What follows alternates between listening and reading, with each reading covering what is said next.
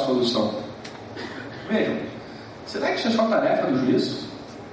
Ou será que as partes têm um ônus de alegação especificada? O que a gente tem defendido, eu, o Marilão e o Sérgio, é de que nós temos, ao lado de um dever de fundamentação analítica do juiz, ligado ao 489, parágrafo 1º, um espelho nas alegações das partes. Se o juiz tem o dever de decidir de maneira analítica e fundamentada, é porque as partes têm o ônus de alegar de maneira especificada.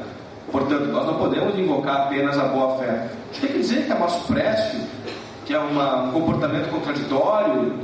A gente não pode só invocar, na nossa defesa, função social. Tem que mostrar que a função social significa a própria razão de ser do direito.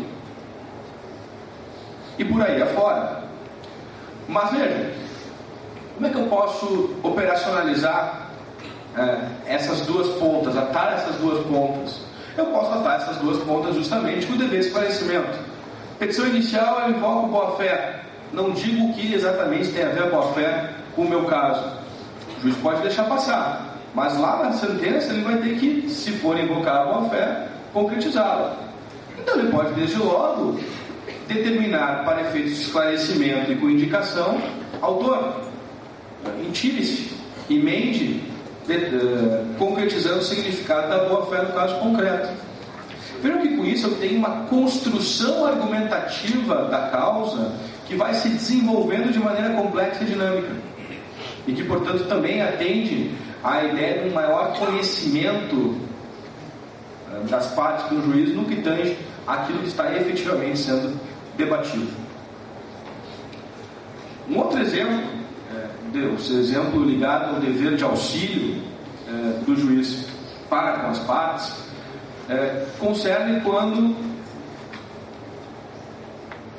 o juiz tem o dever de auxiliar as partes a bem desempenhar os seus ônus processuais. O Código previu expressamente duas situações em que isso ocorre: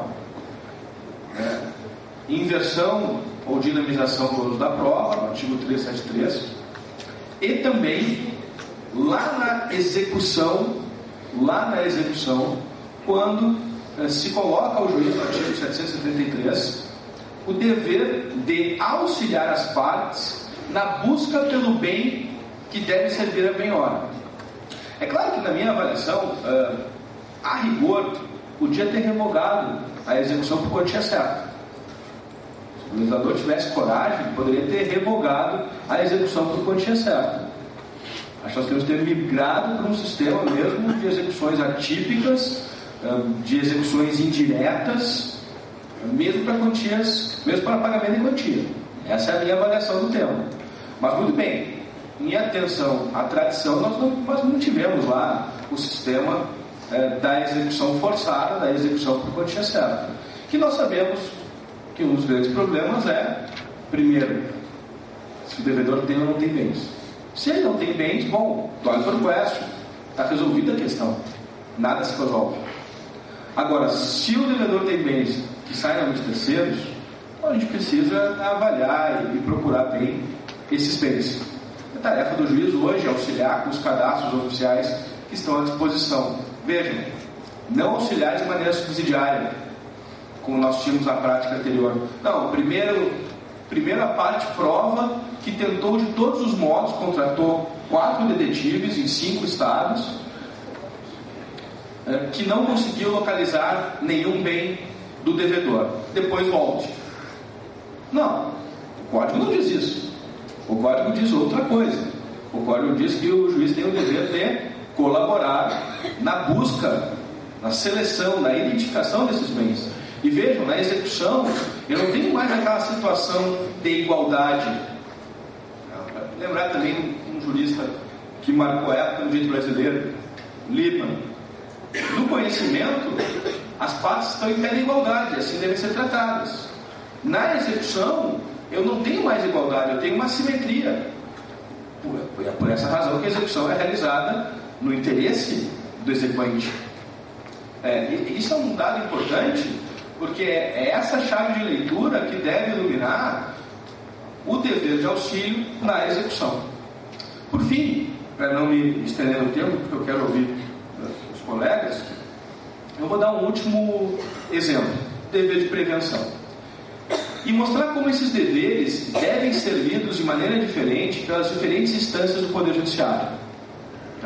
Não é meu tema aqui tratar do papel das Cortes Supremas no direito brasileiro, assim como também não é meu tema tratar do precedente. Mas vejam como, mesmo as regras, que são regras fundamentais, que são regras gerais do Código, elas necessariamente devem sofrer um influxo da finalidade das cortes que estão aplicando essas regras. Então, o que diz o dever de prevenção? O dever de prevenção, ela tem uma diretriz muito sadia: é privilegiar as decisões de mérito em detrimento de decisões meramente processuais. Sempre que a gente puder enfrentar demérito litígio, a gente vai enfrentar demérito litígio. Não vamos enfrentar ou não vamos privilegiar decisões meramente processuais. Nós temos vários dispositivos do Código que têm essa mensagem, mas existem dois que são emblemáticos. Aliás, diria eu, existem três que são emblemáticos. O artigo 317 do Código de Processo Civil, o artigo 932, parágrafo único do Código de Processo Civil, e o artigo 1029, parágrafo 3º do Código de Processo Civil. São três artigos emblemáticos que tratam deste tema. O que é o dever de prevenção? É o dever que o juiz tem de alertar as partes que o mau uso do processo pode acarretar o quê? O não exame do mérito. Simples. É só isso. Só que para eu poder compreender bem como é que eu vou postular isso diante do Poder Judiciário e como deve o Poder Judiciário decidir isso de forma apropriada, eu devo olhar quem está decidindo. E para eu olhar quem está decidindo e ter uma luz a propósito de como eu devo aplicar a regra, eu preciso ter presente qual é a finalidade com que a ordem jurídica prevê juízes de primeiro grau e cortes de justiça, TJs e TRFs, no nosso caso, e com que finalidade a ordem jurídica prevê cortes supremas, o Supremo Tribunal Federal e o Superior Tribunal de Justiça, no nosso caso. São finalidades diferentes. São finalidades diferentes por uma razão muito simples. As cortes ordinárias, quando atuam, as cortes de justiça, quando atuam, elas têm por finalidade dar uma decisão de mérito justa e efetiva para o caso. Então, a Constituição, a lei, são interpretadas como meios para promover um fim, decisão do caso. Qual é a conclusão que eu tiro disso? É que toda decisão de mérito, todos os casos têm e exigem a aplicação dessa regra do 317 e de 932, parágrafo único, em toto. Por quê? Porque o ordenamento jurídico assinalou como uma das finalidades do processo civil a busca de uma decisão de mérito justa e efetiva, artigo 6º. Isso é geral, a tutela dos direitos em particular. Agora, quando eu olho para o Supremo Tribunal Federal, para o Superior Tribunal de Justiça, eu não posso imaginar que a tarefa dessas cortes seja uma tarefa de decisão de mérito justa do caso concreto. Na verdade, o Supremo STJ tem o caso concreto apenas como um pretexto, a partir do qual vão procurar dar unidade ao direito, ou seja, decisão sobre o significado do direito federal, decisão sobre o significado da Constituição. Ou seja, o caso pouco importa. O caso me dá uma moldura dos fatos que servem para dar o contexto de interpretação. O caso é o meio, a interpretação da Constituição, a interpretação da lei é o fim. Por que eu estou dizendo isso?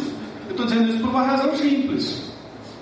Porque eu só vou ter dever de prevenção, ou só vou ter legitimado o conhecimento de recursos a princípio defeituosos utilizados nessas cortes, se as partes alegarem e provarem algo a mais. ou se os julgadores perceberem naqueles casos algo a mais.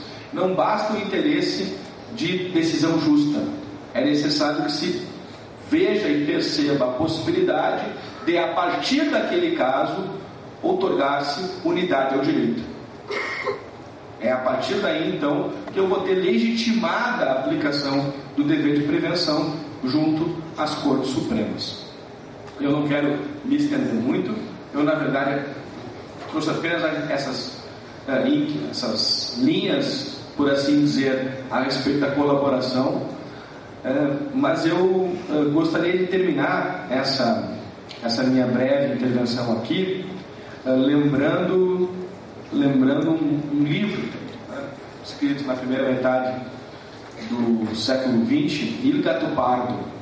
Foi até ao cinema, foi realizado pelo Luchino Visconti. E uma das cenas lá do Il Gattopardo, que é emblemático particularmente para o Brasil, é o seguinte: precisamos mudar a lei para que tudo fique exatamente como está. Precisamos mudar a lei para que fique tudo exatamente como está. Isso é sintomático. Isso é sintomático por uma razão simples. Porque sem interpretação, sem decisão sobre significado, sem um engajamento em um novo processo civil, nós podemos fazer 10 códigos de processo civil. Certamente nenhum deles vai ajudar a termos uma justiça civil melhor. Muito obrigado pela atenção de todos.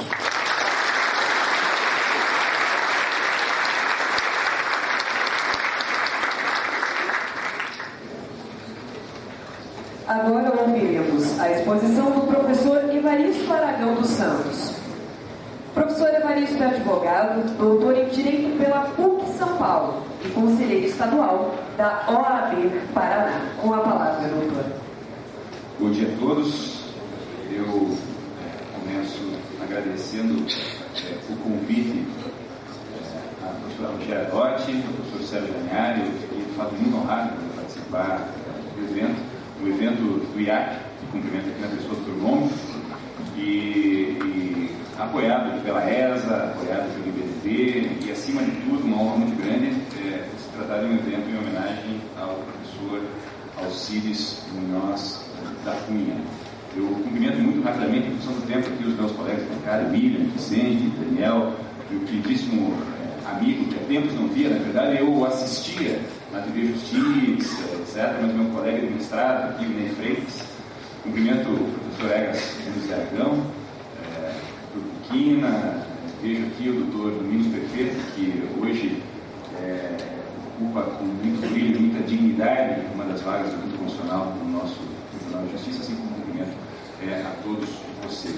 De maneira muito pontual, eu gostaria de trazer a vocês algumas preocupações, estou colocando aqui no cronômetro, algumas preocupações a respeito daquilo que me parece ser e pode ser designado como uma operação prática com princípios jurídicos. O tema princípios, ele é tão significativo, árido e vasto, que parece ser difícil realizar um código prático em relação a ele. Mas tem sentido não como estudioso, como teórico de direito, que não sou nem nunca serei, mas na verdade como um advogado militante, tenho sentido talvez algum excesso de flexibilização do texto normativo a partir da invocação, da aplicação de princípios jurídicos.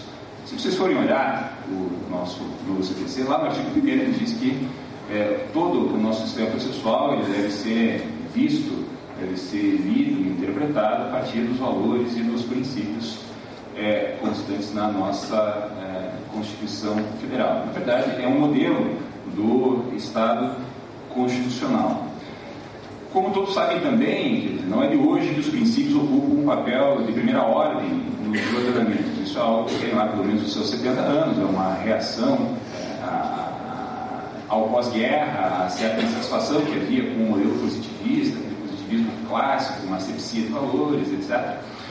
E a partir dali se entendeu que tanto a aplicação e a interpretação do direito, mas também a produção pelo legislador do direito não poderia ignorar determinados valores, determinadas diretrizes, determinados princípios, né, caros a um determinado meio social, e esses valores, essas diretrizes, esses princípios deveriam então ser consolidados nas constituições. A Constituição passa então a catalisar esses valores, e aí tanto a Constituição quanto o direito constitucional acabam ganhando um outro status, e surge aí aquilo que alguns denominam como o neoconstitucionalismo, um novo papel das constituições. Mas aí a teoria do direito passa a olhar também esse fenômeno e tenta compreender um pouco do que se trata, afinal de contas, esse fenômeno que se conhece por princípios.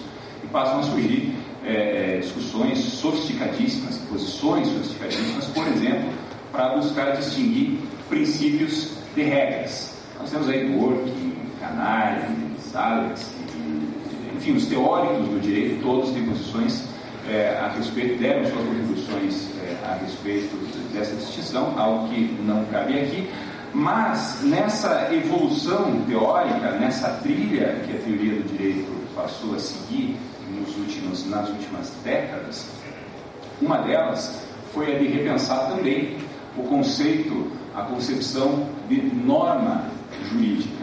E esse é um ponto que nós precisamos, no meu sentido, prestar um pouco mais de atenção, porque talvez essa nova concepção não seja algo corrente a todos, não só porque é uma concepção um pouco mais complexa, que exige talvez um certo grau maior de abstração, mas também porque, em alguma medida, ela também se volta contra uma acepção mais comum que nós temos em relação ao termo norma. Norma jurídica não é vista como o texto normativo, não se identifica com o texto normativo, com o texto da lei. Norma jurídica, na verdade, é aquilo, segundo essa concepção, que nós extraímos do texto normativo, do texto legal. Nós temos aí duas dimensões. Nós temos a dimensão do texto normativo e nós temos a dimensão daquilo que nós extraímos do texto normativo. A conjugação dessas dimensões acaba resultando naquilo que se tem por norma jurídica. Na essência, em termos muito apertados, o postulado pós-positivista do direito. Enquanto o positivismo enxergava lá na norma, na condutura do ordenamento jurídico, etc., o direito aqui se entende que a norma é extraída e que o direito legislado, que o texto normativo seria um ponto de partida para a obtenção da norma. O que eu vejo aí, que independentemente das discussões, eu digo a vocês que hoje 9 entre 10 textos de teoria do direito no país, se não 10 entre 10 textos de teoria do direito do país, adotam essa concepção de norma jurídica. O que eu diria a vocês é que, a partir dela, essa concepção, se mal compreendida ou se talvez mal aplicada, ela pode acabar conferindo uma certa licença extremada para a interpretação do texto legal, quer dizer, para a extração dele daquilo que se compreende ser como norma jurídica, que talvez seja incompatível com o próprio texto. Eu conheço autores, por exemplo, que sustentam hoje, sem maiores constrangimentos, ser plenamente possível interpretações contra a lei mediante a invocação de princípios jurídicos. Há outros autores um pouco mais comedidos que admitem também, em situações extremas, uma interpretação contra a lei, mas desde que nessa interpretação se acabe em alguma medida respeitando aquela diretriz que o legislador teria querido quando instituiu a regra jurídica e assim por diante. A grande pergunta que eu me faço é em que medida nós realmente poderíamos admitir essa flexibilização a ponto de termos então uma interpretação contra a lei.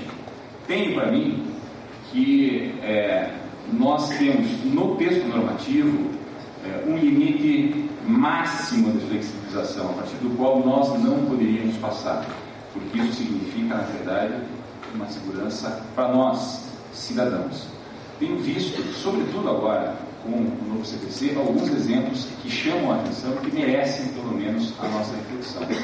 Um deles, e que apareceu de maneira, e foi muito debatido logo na entrada em vigor do CPC, foi a aplicação dos prazos processuais em dias úteis no ambiente dos juizados especiais. Lembro que houve uma discussão no Fórum de Juízes, no FONAGE, e logo em seguida o posicionamento lá adotado ganhou também o apoio da ministra corregedora do CNJ, a ministra Marcelo Henrique, no sentido de que, em razão dos princípios caros, dos princípios fundamentais no âmbito do processo nos juizados especiais, especialmente os princípios da seriedade e da economia, então lá o artigo 219 do novo CPC não deveria ser aplicado. Lá os prazos deveriam então continuar sendo contados em dias corridos. O problema é que nós não temos uma outra regra que substitua o antigo artigo 181 do CPC, que tinha aplicação subsidiária no juizado especial, e que substitua agora e discipline agora a contagem dos prazos no âmbito dos juizados, para além do artigo 219. É uma situação muito diferente, e essa discussão acabou aparecendo na mesma época, do que ocorre na Justiça do Trabalho. Lá, e o meu amigo Ney, que foi muitos anos magistrado do trabalho, sabe muito melhor do que eu, lá a CLT prevê, se não me falha a memória, no artigo 775, uma regra específica prevendo, estabelecendo a contagem dos prazos em dias corridos. Mas nós, no âmbito do juizado especial, não temos uma regra que possa substituir aquela que vigorava no antigo CPC, que foi substituída agora pelo artigo 219. Então, é preciso explicar qual regra disciplina essa contagem de prazos, ou disciplinaria essa contagem de prazos em dias corridos, ou então talvez pensar numa espécie de regra de direito natural, que estaria sendo aplicado no âmbito dos juizados especiais, porque no estado de natureza os prazos se contam em termos de dias corridos e não nessa ficção que é criada pelo legislador e foi criada e instituída no artigo 219. Parece que houve aí, como exemplo, um certo exagero no emprego dos princípios para deixar de aplicar uma norma, ou melhor, uma regra jurídica aplicável ao âmbito dos juizados especiais. Um outro exemplo que me chamou a atenção nesta semana, recebi um e-mail do Migalhas, também do juizado especial, que parece ter havido aí um exagero no emprego dos princípios para a flexibilização do texto da lei. Aconteceu em Minas Gerais, no juizado especial em Belo Horizonte, numa ação contra uma empresa de telefonia. A juíza condenou a advogada, pessoalmente, às penas de litigância de má-fé, porque suspeitou que a advogada lá havia juntado um documento falsificado. E como essa mesma advogada patrocinava algumas outras causas, e lá havia cometido, enfim, havia realizado um ato muito parecido em todos esses processos, ela entendeu, mesmo sem ter a certeza da falsificação, entendeu que a advogada deveria ser também pessoalmente condenada às penas de litigância de má-fé. Qual foi o fundamento invocado pela magistrada do juizado especial? Ela disse que o novo CPC maximiza o princípio da boa-fé. E ao maximizar o princípio da boa-fé, ela via, e esse foi o termo utilizado pela magistrada, ela via a possibilidade então de se flexibilizar o artigo 79 do CPC, que aponta, digamos, os sujeitos passivos das penas de litigância de má-fé.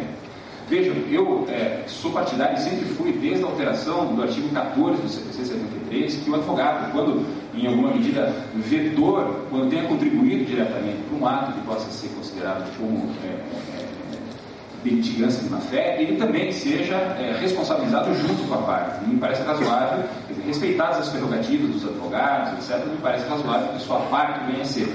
Mas o fato é que, claramente, essa não foi a opção do nosso legislador.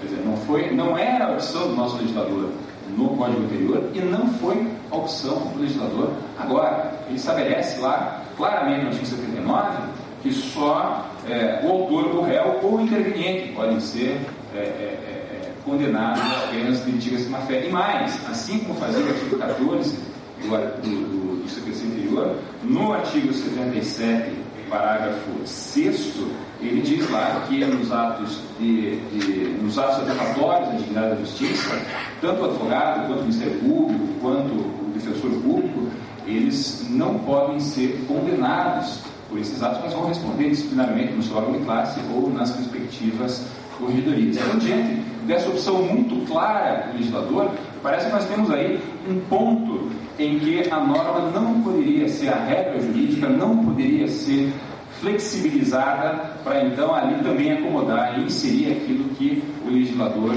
não parece ter querido fazer constar do respectivo texto de lei. Há uma porção de outros exemplos, eu tinha separado inclusive um aqui do Tribunal do Rio Grande do Sul, lá da terra do nosso Daniel, em que quase não existem decisões polêmicas, né, Daniel?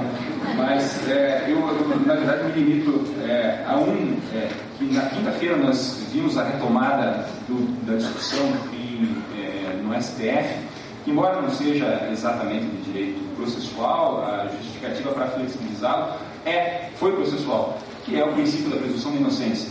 Todos sabem que a Constituição fixa lá que ninguém será considerado culpado senão depois do trânsito em julgado da sentença penal condenatória. No meu modesto entender, não andou bem o legislador constituinte quando fixou lá, quando equiparou, quer dizer, um sujeito com uma condenação confirmada em segundo grau, quando tratou ele e o equiparou, quer dizer, o tratou como tão inocente quanto um outro cidadão que nem sequer processo criminal responde. É uma diferença muito grande nessas duas situações. Isso não deveria constar dessa forma na Constituição. Mas goste eu ou não, o fato é que o texto constitucional diz que a presunção de inocência perdura até o trânsito da sentença penal condenatória. Então, me parece que nós temos aí mais um limite semântico mínimo para a aplicação e eventual flexibilização do texto constitucional. Nós não podemos passar, e no meu modesto entender, não poderíamos ultrapassar como fez o Supremo Tribunal Federal no julgamento há alguns meses e retomou agora a apreciação nesta semana. Por que isso, meus caros? Porque nós temos aí exemplos ao longo da história que essa flexibilização pode ser o ovo da serpente. Nós na verdade, trafegamos aqui numa fronteira entre o Estado de Direito e o Estado de Arbítrio.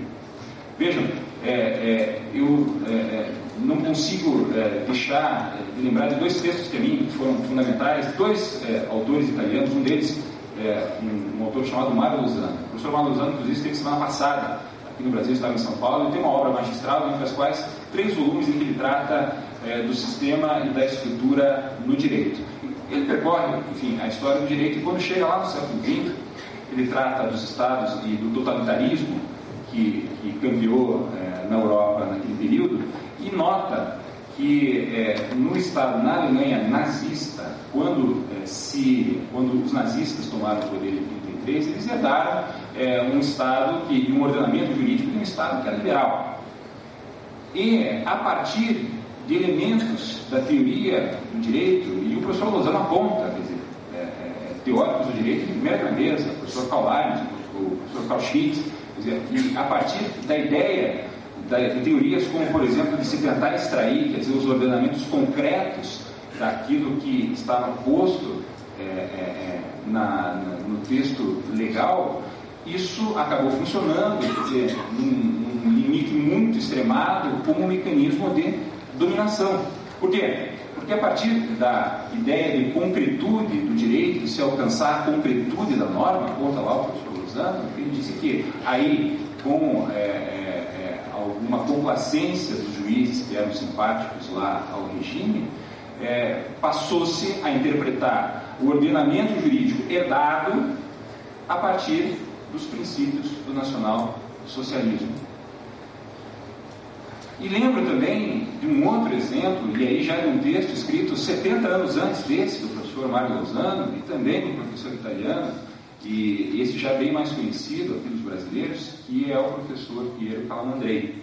Foi uma conferência que o professor Calamandrei pronunciou em Florença em janeiro de 1940. Isso tornou um artigo depois foi publicado, inclusive, depois um livro com alguns comentários, etc., intitulado Fé no Direito. E parece emblemático isso, porque foi uma conferência pronunciada, portanto, no início da Segunda Guerra, já na Itália, no estado totalitário, na Itália de Mussolini, e lá o professor Calamandrei, ele refletia já sobre aquela insatisfação do positivismo clássico, aquela certa asepsia de valores, etc., mas também via com alguma preocupação essa busca e esse certo desprendimento do juiz em relação ao texto da lei, com que ele identificava lá como essa busca da concretude do ordenamento jurídico. Ele identificava como uma postura quase política dos juízes de então. E dava um exemplo, é claro que o professor Calamandrei não tinha como prever as atrocidades que aconteceriam ali anos antes, mas ele deu um exemplo que me pareceu muito significativo, porque é semelhante a esse do professor Mário Luzano, só que ele invocou a Revolução Bolchevique, que nem aconteceu em 1917, a Revolução Comunista. O que disse o professor Calamandrei? Os revolucionários, então, como acontece com os revolucionários em geral, eles acabaram assumindo a ordem jurídica que estava lá institucionalizada, mas até que a substituíssem pelas suas regras, eles passaram então a aplicar aquela ordem jurídica, diz lá o professor Calamandrei, por meio dos tribunais do povo, que tinham lá membros que sequer formação jurídica tinham, e mais, passaram a aplicar a ordem jurídica então assumida segundo os princípios do proletariado. Quer dizer, passaram a aplicar, o que quiseram, ignoraram o texto legislado. Vejam, de maneira alguma, eu quero aqui sugerir que aqueles que eventualmente sustentam a possibilidade de uma interpretação contraditória, que são fascistas, nazistas, coxinhas, seja o que for, não é nada disso. Não é nada disso mesmo. Na verdade, o que muito menos quero aqui sugerir que, por exemplo, os magistrados que tomaram as decisões que eu mencionei aqui não estariam bem intencionados, não tenho dúvida mesmo das melhores intenções desses magistrados, não tenho dúvida de que se guiaram pelo seu melhor senso de justiça, não tenho dúvida do preparo técnico desses magistrados, mas esse me parece o ponto.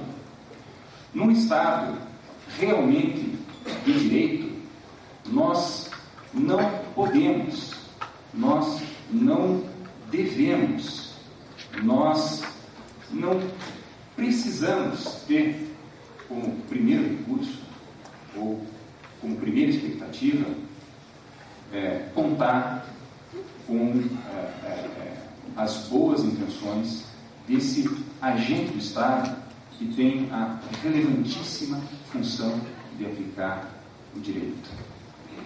Num Estado realmente de direito, num Estado em que expressões como império da lei, império do direito façam algum sentido, claro que, além das boas intenções do julgador, o que realmente nós podemos esperar, o que realmente nós podemos exigir, é que esse agente do Estado cumpra a lei.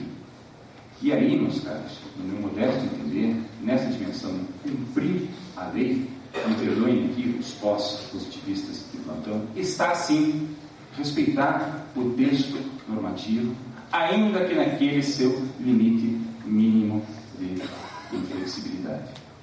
Porque senão, o que nós vamos ter, também de novo, no meu modesto modo de ver, é uma passagem do Estado de Direito para um Estado de arbítrio. Isso, a história, infelizmente, já nos mostrou que é um terreno muito movediço, muito perigoso, que talvez nós não devêssemos trilhar, ou pelo menos devêssemos aí refletir muito a respeito. Haveria aqui outros exemplos, mas eu gostaria de registrar de fato isso. O nosso CPC impõe a todos nós esse desafio de operarmos a partir daqui com princípios. Esse desafio não é algo que nós vamos resolver, enfim, para o nosso aqui para nossa, digamos, para nossa geração, quer dizer, no nosso dia a dia prático como advogados, juízes, promotores, docentes, quer dizer, bem para além de resolver os casos que nos são dados a apresentar, me parece que nós temos um papel ainda mais fundamental, que é de aos poucos, nesse nosso dia a dia, nessa nossa participação, construir um sistema jurídico realmente sólido, e não só um sistema jurídico para nós, mas acima de tudo, e contando, quer dizer, pelo tempo de duração dos outros códigos, quer dizer, esse deve durar pelo menos pelos próximos 35, 40 anos, então isso significa que nós temos a obrigação de construir uma instituição, um sistema jurídico, não só para nós, mas acima de tudo para aqueles que virão depois de nós. Eu quero mais uma vez agradecer a Rogéria e ao Sérgio pelo convite, mas eu, acima de tudo, gostaria de agradecer a todos vocês pela atenção que me deram. Muito obrigado.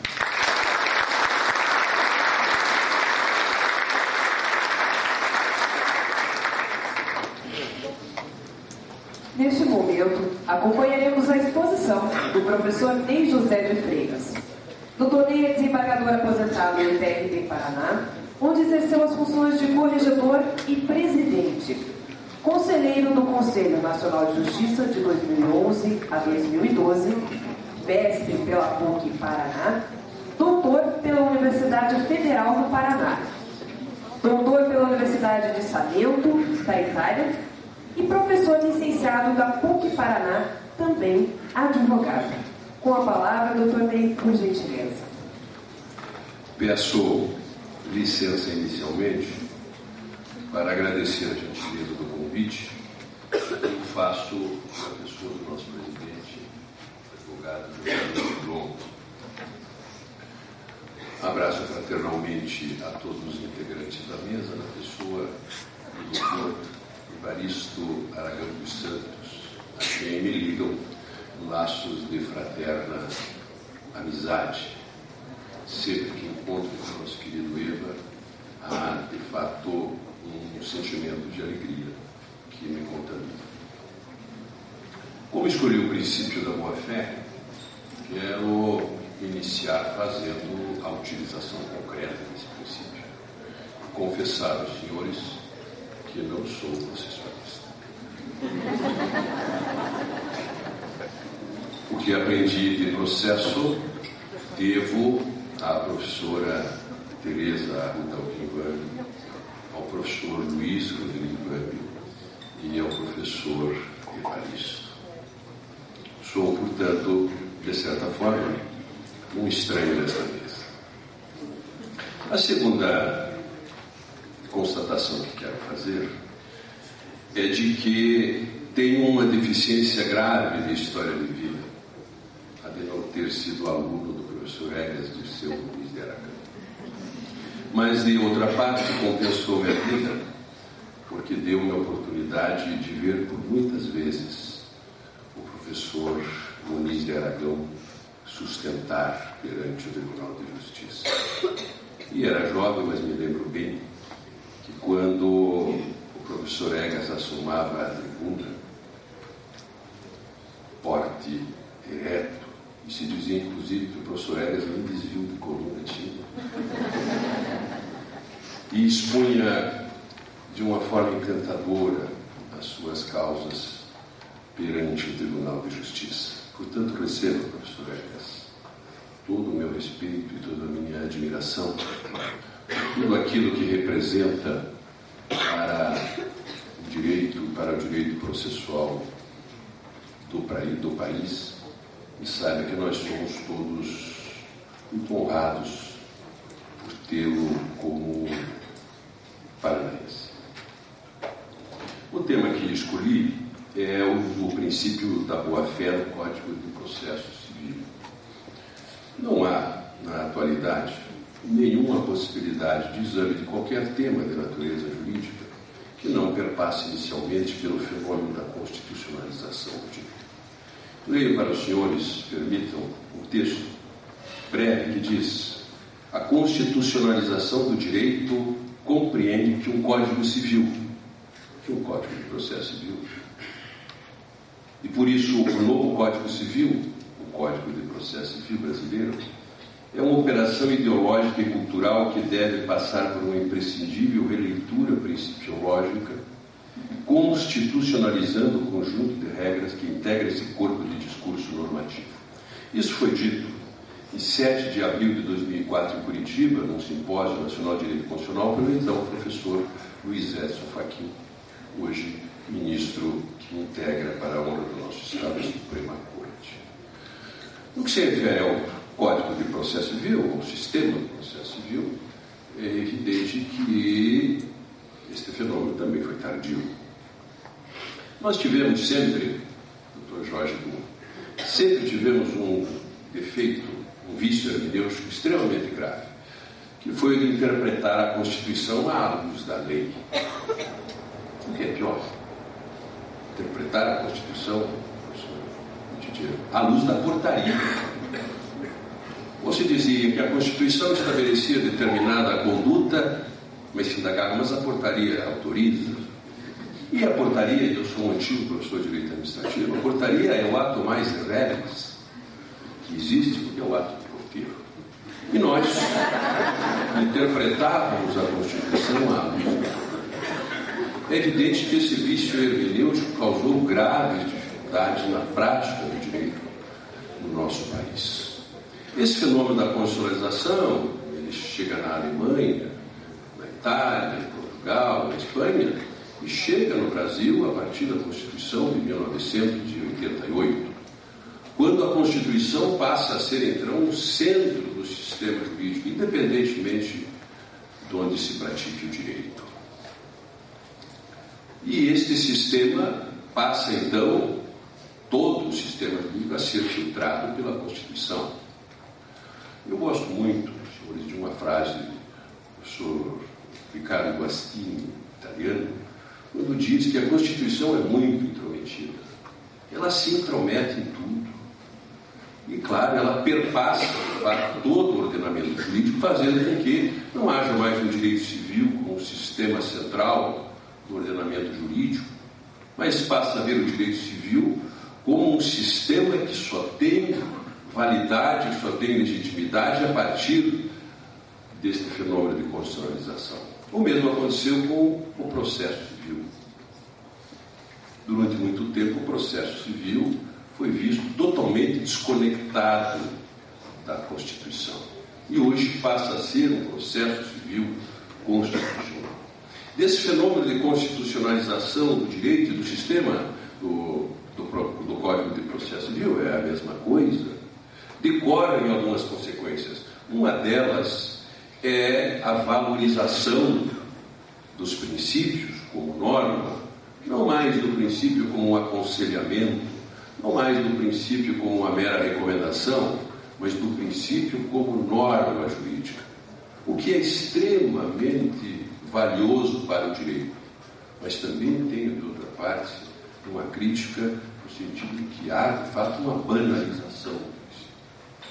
Parece que o princípio resolve toda e qualquer circunstância de natureza jurídica. Por exemplo, o princípio da dignidade da pessoa, que se trata como o princípio da dignidade da pessoa humana. Aliás, há muitos anos aqui em Curitiba, aconteceu um fato muito interessante, que foi um incêndio num armazém. E esse incêndio no armazém consumiu toda a mercadoria do pobre comerciante e também, por infelicidade, morreu nesse incêndio um gato que estava dormitando num saco de cereal. E o repórter da rádio, dando a notícia, disse: é muito triste o que aconteceu. O armazém foi incendiado. E o gato morreu. Virou uma tocha humana. O que isso quer dizer é que, evidentemente, que é o princípio da dignidade da pessoa, pelo menos até agora, este princípio não resolve todas as equações, todas as dificuldades da natureza jurídica. Portanto, nós passamos a tratar o princípio como uma solução para qualquer circunstância, esquecendo-se que o sistema é formado de princípios regras, esquecemos que as regras não podem ser desprestigiadas a esse ponto.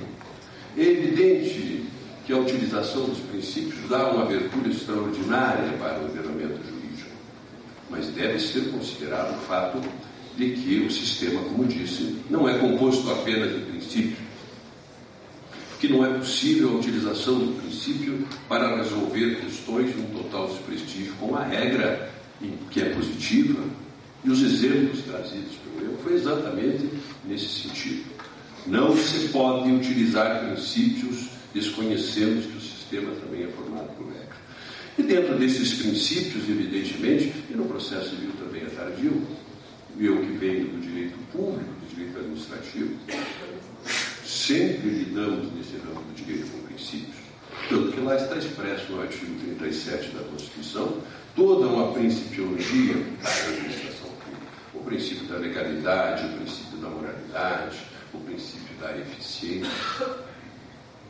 Portanto, acostumado a lidar com princípios, vejo com extremo gosto o fato de que o Código de Processo Civil também passa agora a utilizar de uma maneira mais efetiva o princípio como norma. E lá, num desses princípios, está o princípio da boa-fé. Eu tenho certeza e tenho hoje uma convicção, senhores, de que grande parte das questões que envolvem as dificuldades na prática do direito é porque não se age de boa fé. O autor pede mais do que tem direito. O réu, mesmo sabendo que é devedor da obrigação, nega. E o juiz, lamentavelmente, faz um esforço extraordinário para achar uma preliminar para extinguir o processo. Isso é real. O professor Galeno Lacerda, extraordinário professor Galeno Lacerda, fez uma pesquisa uma certa época no Rio Grande do Sul e lá constatou que 70% dos casos estavam sendo resolvidos por sentenças processuais, o que significa uma demonstração inequívoca de que ali não havia prestação de justiça. Eu venho, senhores, de um ramo da justiça muitas vezes desprestigiado, muitas vezes tido como uma justiça de segunda categoria, injusta, porque é um ramo da justiça de extraordinária importância para o país. E veio de um processo que simplificado, simples, e que, aliás, tem influenciado por demais o sistema do Código de Processo Civil. Nós já fazíamos a citação por correio há mais de 50 anos, e recentemente o Código de Processo Civil adotou essa prática. Nós sempre utilizamos de uma maneira intensa o princípio da oralidade. Muitas das alterações do processo civil eram influenciadas pelo processo de trabalho. É verdade que em determinadas circunstâncias também praticamos alguns excessos. E um deles, que agora está corrigido no Código de Processo Civil, foi uma utilização equivocada da desconsideração da pessoa jurídica. E o juiz desconsiderava com uma facilidade, como se isso não implicasse uma violação a um instituto antigo, tradicional, e de uma certa forma de uma desconsideração no plano da vida com a parte que tinha uma invasão violenta de seus bens. Mas isso está corrigido no sistema de processo. Muito bem. O princípio da boa-fé, como disse, deveria permear todas as relações jurídicas. E o Código de Processo Civil trata, pelo menos, no artigo 5º, no artigo 79 a 81, no artigo 322 e no 489, parágrafo 2º e 3º, aqui como regra de interpretação do pedido da sentença, do princípio da boa-fé. O artigo 5º, que trata da boa-fé objetiva, isso todos os senhores conhecem muito bem, como violação de conduta, não no plano da intencionalidade. Mas o que é interessante no artigo 5º, a meu ver, é de que ele rompe de certa forma, com uma tradição do direito que era de envolver no princípio da boa-fé as partes, principalmente as partes. O que o artigo 5º diz claramente é que todos os partícipes do processo estão envolvidos pelo princípio da boa-fé. E aqui, para mim, especialmente, que exerci a magistratura por muitos anos, aqui, para mim, um dado importante que é envolver o juiz. Que é envolver o juiz também na prática judiciária, no exercício da jurisdição com boa-fé. Portanto, este artigo 5º, que é uma norma aberta, ele tem esta possibilidade extraordinária de envolver a todos que participam do processo por esta vivência extremamente saudável que é o princípio da boa-fé. Eu tenho repetido com alguma insistência, professor Egas, o processo não é e nunca será ambiente para engenhos. O processo não é espaço para que ali respirem anjos. O processo é uma disputa. O processo envolve interesses conflitantes. O processo não afasta, em hipótese alguma, a astúcia. O processo não convive, entretanto, com a trapaça, com a velhacaria. Mas não é ambiente para seres que respiram espaços angelicais. Monteiro Arouca tem uma frase interessante, ele diz que não é possível que se tire do homem o direito de pelear. Há que ser peleado, há que ser combativo, há que ser astucioso. O que não se pode é agir no sentido de contrariar o princípio da boa-fé, o princípio da eticidade nas relações jurídicas. Isto não se aceita, não apenas no processo, mas não se aceita no plano da vida. É preciso agir com honestidade, é preciso agir com bons propósitos. Pois bem, esta boa-fé, então, que é a boa-fé objetiva, que é conhecida no direito civil há muitos anos, no registro bibliográfico Menezes Cordeiro, no direito português, no direito brasileiro, a professora Judite Martins Costa. No direito administrativo, nós temos uma bibliografia antiga e extraordinária que se relaciona ao exercício da boa-fé no campo da administração pública. Se a administração pública agisse com boa-fé, nós talvez tivéssemos evitado grande parcela dos nossos problemas, das nossas dificuldades. Eu quero trazer aos senhores, apenas tão somente para reflexão, duas hipóteses no que se refere às partes e algumas em relação ao juiz que me interessa refletir com os senhores. Em relação às partes, a doutrina, todos que tratam do assunto, falarão da questão de a proibição de criar dolosamente posições processuais, a proibição do venire contra facto próprio, a proibição do abuso de direitos processuais, a suprécio. Eu anotei aqui os deveres de cooperação, influenciado pelo professor Daniel Butidier. E, de fato, é difícil se compreender cooperação sem o exercício da boa-fé. Sempre com a afirmação de que a boa-fé, quando não se deve violar condutas, mas não se espere da parte, como diz, comportamento angelical. Porque senão nós criaríamos expectativas e depois iríamos nos decepcionar com a aplicação do código. É preciso que não se esqueça da prática judiciária. Rui Barbosa tinha uma frase extremamente interessante relativa à questão constitucional. Dizia: o que nós não temos no Brasil é prática constitucional. Nós temos uma Constituição extraordinária, que é a Constituição de 1980, das melhores que se conhece. Mas às vezes nós pecamos porque não temos prática constitucional. E isso não é um pecado mortal, isso é um pecado venial. É um pecado venial porque nós temos rigorosamente no Brasil uma vigência plena de democracia por muito pouco tempo. Nós temos de 1946 a 64 e depois de 88 até agora. Para a história de um país, isso é muito pouco. Portanto, nós temos uma prática democrática muito pequena e temos uma prática constitucional deficiente. Nós gostamos de lei. Nós gostamos de lei. Se disser alguém na Constituição, trata deste assunto e dirá, mas tem lei? Tem lei? Não tem lei, nós não podemos fazer. O juiz,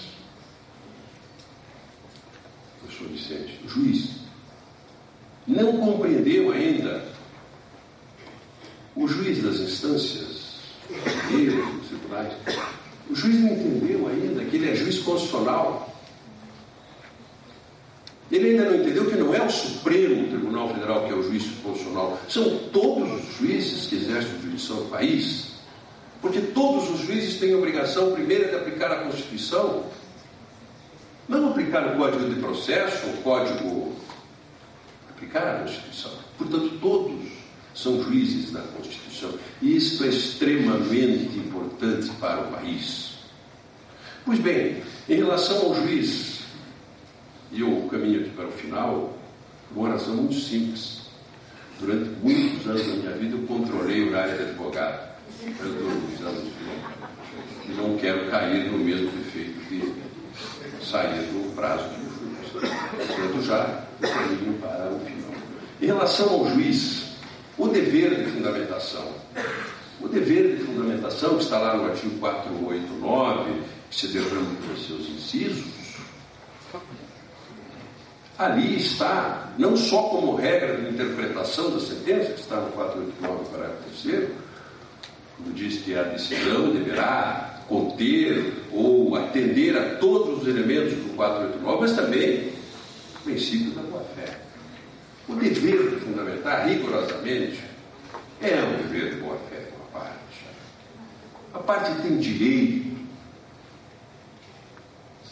de entender por que é que o juiz decidiu desta daquela forma. Aliás, eu tenho uma grande dificuldade de entender, sobre Titi, depois o senhor explica reservadamente, por que é que na história do nosso direito sempre a estrutura da sentença foi relatório, fundamentação e sentença, e decisão, dispositivo. O relatório para demonstrar que o juiz de fato estudou a causa e que, portanto, expõe a fundamentação para explicar os motivos pelos quais viu e a decisão. O que acontece no plano da vida? É que a parte quer saber se ganhou ou perdeu a causa. É isso que ela quer saber. Aí começa a fundamentação. E a parte diz, eu vou ganhar. Aí o juiz diz, todavia. Aí a parte diz, eu vou perder a causa. E aí o juiz diz, porém, vou ganhar a causa. Contudo, vou perder a causa.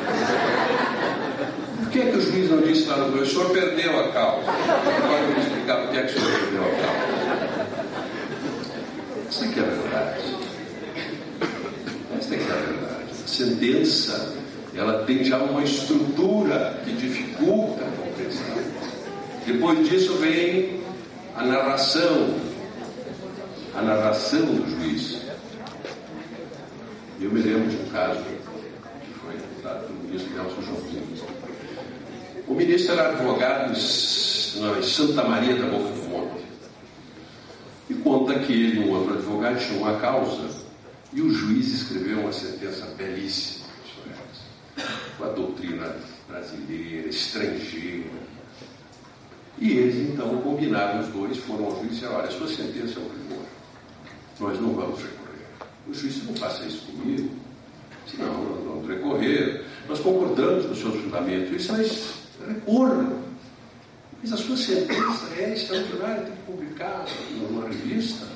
E ele disse, recorram, porque senão como é que o tribunal vai tomar conhecimento da minha sentença? O que significa dizer que o juiz escrevia para o tribunal e não para a parte. O que significa dizer que o juiz escrevia a sentença esperando que, num determinado momento, numa lista de promoção por merecimento, o tribunal avaliasse e dissesse, este juiz tem que vir ao tribunal. Olha a sentença.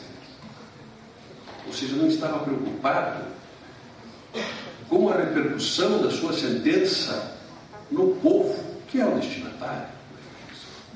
Ele estava preocupado em embelezar páginas de jurisprudência. Não sei se é um caso de má-fé, sei se é um caso de ferimento ao princípio da boa-fé, mas o fato é de que o juiz não poderia, ou não deveria agir dessa forma. Ele escrever para o povo, o que não significa escrever num padrão que fira a língua portuguesa, mas escrever de uma forma simples, clara, objetiva, com um destinatário certo, que é a parte, para que a parte pudesse, inclusive, ler a sentença e entender aquilo que o juiz decidiu. Pois bem, o dever de fundamentação, a questão quando o juiz não permite a produção de prova e depois julga a contraparte, isso é uma desgraça. E há casos concretos. O Tribunal de Justiça do Rio de Janeiro julgou um caso assim, que o juiz não permitiu que a parte ouvisse uma testemunha e depois decidiu dizendo que a parte não tinha produzido prova. E o tribunal anulou e mandou que a parte fosse ouvida. E aí, na sessão, se discutiu até um aspecto interessante, que um dos desembargadores dizia, mas então o juiz agiu de má fé? Não, agiu de má fé. Ele violou uma norma de conduta. Mas não, você pode dizer que agiu de má fé. Mas o juiz não pode. O juiz não pode violentar desta forma o processo, não permitindo que se produza uma prova para se depois decidir contrariamente. Não, o juiz pode.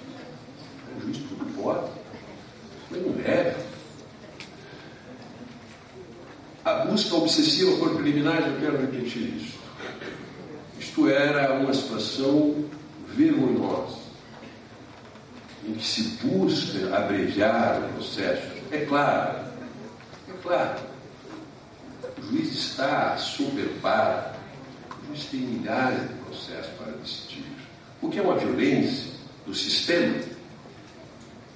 É uma violência do sistema exigir de um juiz que processe 10, 15 mil. O que se deveria fazer é chegar a um momento em que o juiz tivesse o dever de decidir X mil processos por ano. Se não decidir 1000, será processado. E será punido pelo tribunal. Mas não se pode exigir celeridade de um juiz que processa 10, 15, 20 mil processos. Não é a Suprema Corte que julga questão de condomínio, questão do latido do cachorro que incomoda o vizinho. Mas o Supremo também é culpado, porque toda vez que você faz reformas para que ele perca a competência, ele reclama. Que exercício do poder. Então tudo isso é um sistema que, de certa forma, nesse emaranhado, o que quero retirar é de que o exercício da boa-fé resolveria muitas das questões que existem no plano jurídico. Quando eu estava no Conselho Nacional de Justiça, presidi uma comissão que tratava da cooperação. A cooperação era entre os órgãos do Poder Judiciário. E nós descobrimos coisas muito interessantes. Que, por exemplo, o juiz federal que tinha o seu gabinete de um lado da rua e o juiz de direito do outro lado da rua. E eles levavam ao Superior Tribunal de Justiça uma discussão por causa de competência. Quando seria mais fácil atravessar a rua, conversar.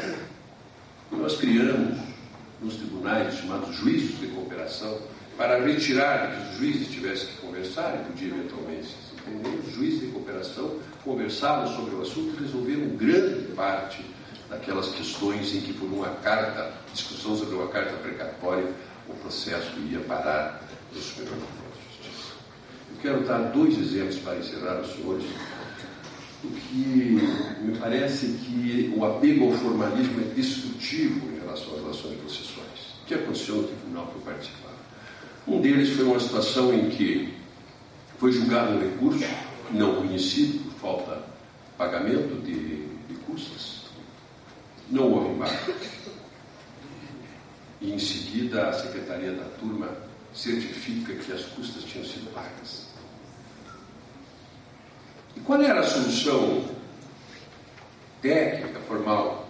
Recurso. Não havia outra possibilidade. Que o Tribunal Superior do Trabalho dissesse, depois de muitos anos, que o recurso deveria ser conhecido. Mas nós fizemos aquilo que eu falo com voz baixa para os processualistas que não me ouçam. Nós chamamos o processo à ordem, conhecemos e julgamos. E não houve recurso. O outro, quando houve a migração da competência incompetência da Justiça Comum para a Justiça do Trabalho, foi julgado um processo do Tribunal de Justiça e foi ajuizado uma ação rescisória. E o Tribunal de Justiça deu por incompetente. Isso não tinha mais possibilidade de exame, porque houve a migração da competência. E o nosso tribunal se dava por incompetente porque dizia que não podia rescindir um acordo de um tribunal, que é tecnicamente está absolutamente correto. Nós julgamos. E não houve recurso. Nós julgamos porque não tinha sentido que se mandasse o Tribunal Superior para decidir depois de anos e anos de luta. Eu pergunto, então, interessa para a parte qual é o juiz que vai julgar? Não. Interessa para a parte que seja julgado. Então, para encerrar, senhores, eu queria dizer, para fechar esta minha exposição simples, de que é preciso prestigiar o princípio. É preciso que as relações jurídicas sejam informadas por este caráter de eticidade, de bons propósitos. Como disse, não com ingenuidade, não com trapaça, não com velhacada, mas dentro de uma ambiência de liberdade que o processo proporciona, de cooperação que agora o Código de Processo exige entre todos aqueles que participam do processo. Por último, quero fazer uma menção, peço licença aos senhores para isso, para homenagear o professor Alcides Alberto Munhoz da Costa, que nasceu em 10 de agosto de 1948 aqui, na cidade próxima de Curitiba Popular, e que morreu prematuramente, como diria Rolando Boldrin, antes do combinado, em 20 de julho de 2014. E eu tive a felicidade de conhecer o professor Alcides Munhoz da Costa, nosso Alcidinho. E tive por uma circunstância que peço que me deem mais um minuto para narrar. A minha mãe, de família muito pobre, veio para Curitiba e foi morar na casa de uma senhora, para me servir como dama de companhia. Essa senhora chamava-se Maria Joana da Cunha Teixeira e era casada, professor Egas, eu penso que possa até ser lembrado, casada com um tipo desembargador do Tribunal de Justiça chamado Felipe Teixeira, um extraordinário magistrado maranhense, presidiu o Tribunal de Justiça. E todas as tardes, esta senhora recebia a visita de um sobrinho médico que ia fazer um controle de pressão. Esse médico chamava-se Carlos Cunha, pai do Alcides. E, portanto, esta ligação com a família é muito antiga, que vem de minha mãe e passou para todos nós. Não só em relação ao Alcides, mas em relação ao seu irmão, Zé Carlos Cunha, que é um dentista que cuida toda a vida. E, portanto, quero fazer esta homenagem a Alcides Alberto Munhoz da Cunha, procurador da República, professor, diretor da Faculdade de Direito da Universidade Federal do Paraná. Mas, acima de tudo, e aqui a vinculação, talvez providencial, com o princípio da boa-fé, Alcides era, acima de tudo, aquilo que reputo a maior qualidade que se pode atribuir a uma pessoa. Alcides era um homem bom. Muito obrigado.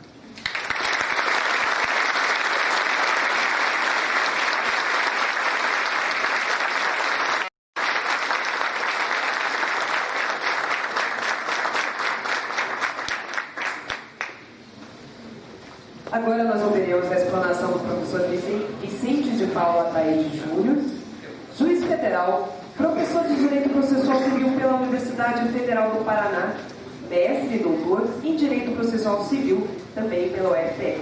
Peço a gentileza de colocar os slides, por gentileza, para o início da palestra do professor.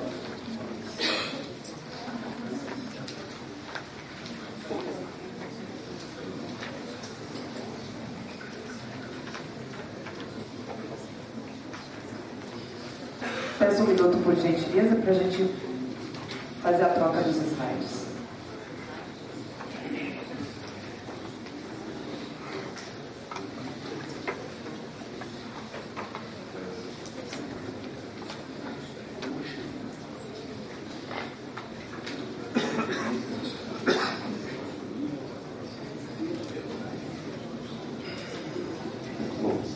Muito bom dia a todos, a todas.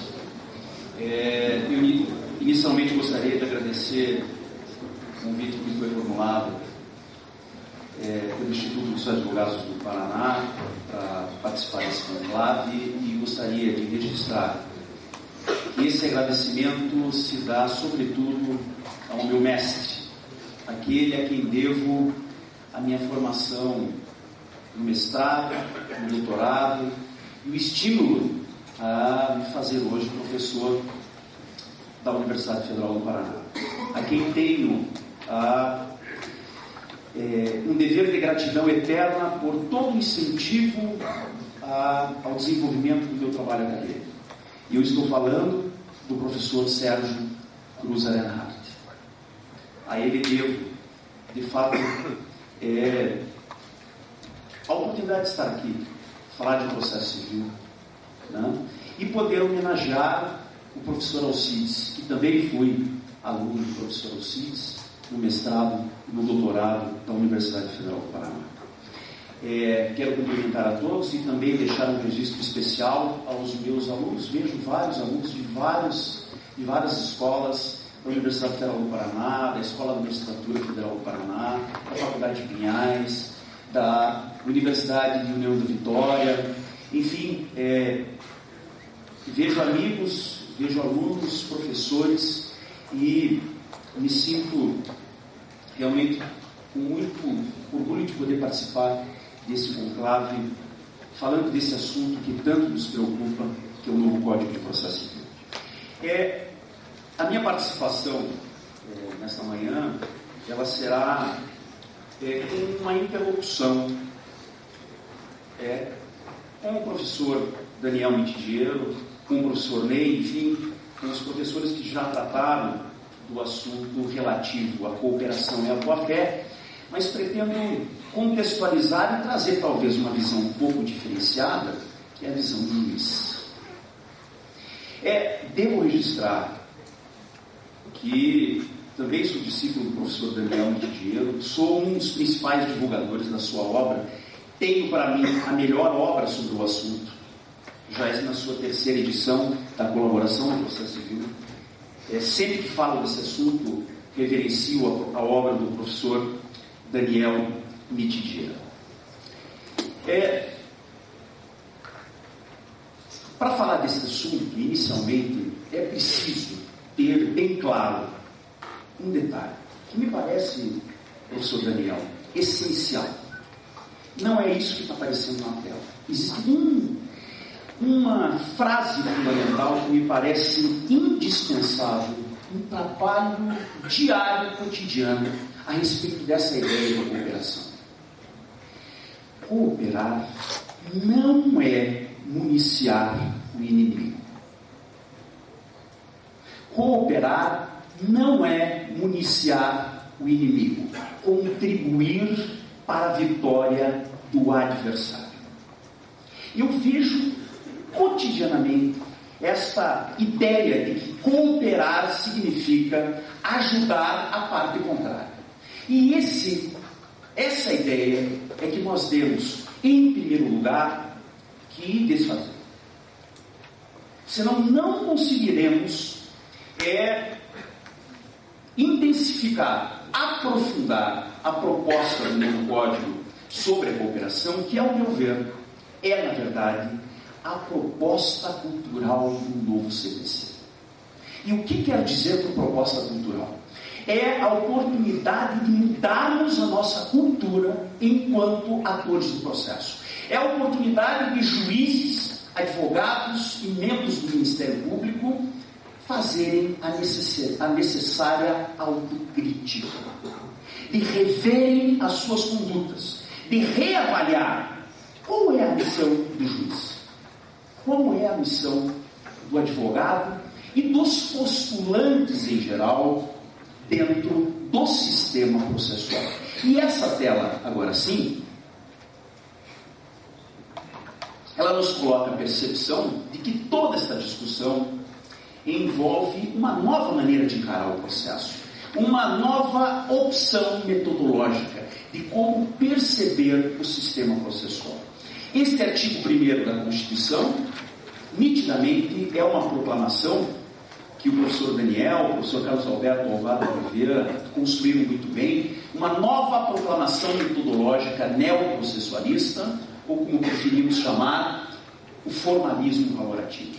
Um redesenho da dogmática e do formalismo processual a partir de novos valores, a partir dos valores constitucionais. E por isso, a partir desta ideia de que o novo código pretende é o primeiro código que fala a linguagem da Constituição, que nós temos no artigo 15 a ideia, a proposta de que esse novo código esteja para além do processo civil. E por ser o primeiro código que fala a linguagem da Constituição, é o código que será responsável por alimentar até mesmo outros setores do sistema processual, adaptando, atualizando e adequando o processo do trabalho, o processo eleitoral, as execuções fiscais, os juizados especiais e, notem, até mesmo o processo administrativo. Eu sou juiz federal de uma turma recursal previdenciária dos juizados especiais federais, tenho sessão de julgamento semana que vem, e o meu gabinete, o André está aqui, meu assessor da segunda turma recursal, pautou 400 recursos, só o meu gabinete. O número de ações previdenciárias é algo descomunal. E eu tenho convicção que a requalificação do processo administrativo previdenciário, à luz do novo código, com mais contraditório, com fundamentação administrativa mais qualificada, com uma produção de provas que respeitem direitos fundamentais, pode sim ser uma promessa de diminuir o número de ações previdenciárias. E me permitam, talvez um estímulo econômico fosse fundamental. Que estímulo econômico? Garantir os honorários advocatícios no plano administrativo. O advogado tem que ter um estímulo para valorizar e se aplicar no sucesso do processo administrativo, previdenciário, fiscal, ambiental, de todos os setores da atividade administrativa. Que ele não se estimule mais ao processo judicial do que ao processo administrativo. E dentro da ideia de cooperação, me permitam avançar, Daniel, aqui quero lançar esta ideia de que a cooperação dentro de um sistema processual que contabiliza hoje aproximadamente 100 milhões de processos, nós temos que desenvolver uma ideia de cooperação pré-processual. Um compromisso de todos os atores do processo, e eu digo especialmente dos advogados, em pensar atividade judicial como última ratio. Na ideia de que quem decide a solução dos problemas, o caminho a ser adotado para a resolução do litígio, é fundamentalmente o advogado. E ele tem que ter, nesta ideia de cooperação processual, a noção que enquanto perdurar esta inflação ou esta hiperinflação processual, não existe possibilidade de uma prestação jurisdicional de qualidade. Pautei 400 recursos em um mês. Qual é a possibilidade de análise criteriosa de cada um desses recursos? E veja, se eu não pautar esse número de recursos, eu vou enfrentar a corregedoria, o CNJ e os advogados cobrando agilidade processual. Então, um compromisso. Cooperar não é municiar o inimigo. Cooperar é ter um compromisso com uma prestação jurisdicional de qualidade. É cooperar para que o sistema funcione, para que o sistema seja mais operacional. O Ministério Público tem instrumentos relevantíssimos para evitar os litígios. As recomendações, os termos de ajustamento de conduta, e gostaria de trazer aqui também à colação um instrumento bastante valioso de cooperação, que é quase um misto de pré-processual e processual, que é esta novidade bastante importante, a ação probatória autônoma. Insiro a ação probatória autônoma nesta ideia de cooperação pré-processual para qualificar a decisão do advogado no momento de dizer ao cliente qual o melhor caminho a adotar. Essa ação probatória autônoma é um nome doutrinário, é um novo desenho da antiga medida cautelar de produção antecipada de prova. A medida cautelar de produção antecipada de prova não existe mais. Esse tema está inserido no capítulo que diz respeito ao direito probatório. E ela possibilita que o advogado proponha, realize uma produção antecipada de prova, não para assegurar, garantir a rigidez da prova ou evitar que ela pereça em situações de perigo, em situações de urgência. Mas veja os incisos 2 e 3.